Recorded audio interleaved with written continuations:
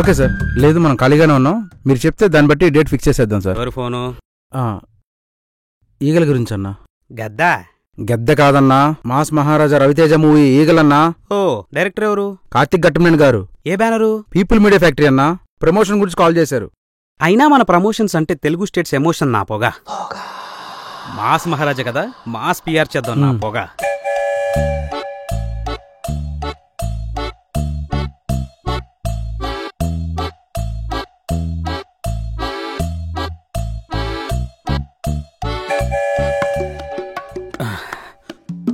పొగ ఫిక్స్.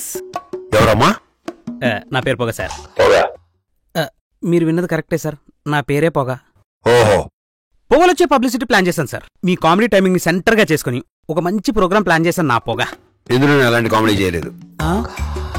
చేయరా sir? Sir, heroine తో రొమాంటిక్ డాన్స్లు ఏమైనా ఉన్నాయా సార్? దీంట్లో అలాంటివి లేవు. అవి మీ మార్క్ పంచుల్ని సెంటర్ గా చేసుకుని అసలు అవి చేస్తుంటే ఉంటా సార్. అలాంటి పంచులు కూడా లేవు దీంట్లో.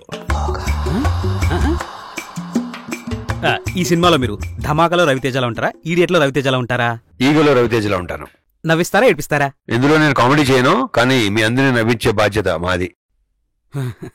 దీంట్లో పంచులు ప్రాసలు ఉండవు, అన్ని తోటాలే. ఇందులో నేను చేసిన రెగ్యులర్ డాన్సులు కాదు, పూనకాలు. ఇందులో నేను చేసింది ఫైట్లు కాదు, ముప్పెట దాడి.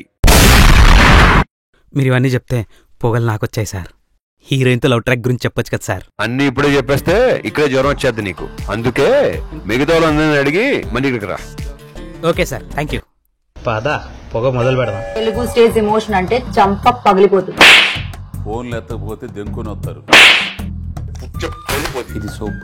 సోప్ ఎక్కువ యాక్టర్లు మాట్లాడరుగా. నా బాధ మీకు కనపడలేదా? ఏమో సార్, నాకు కనపడదు.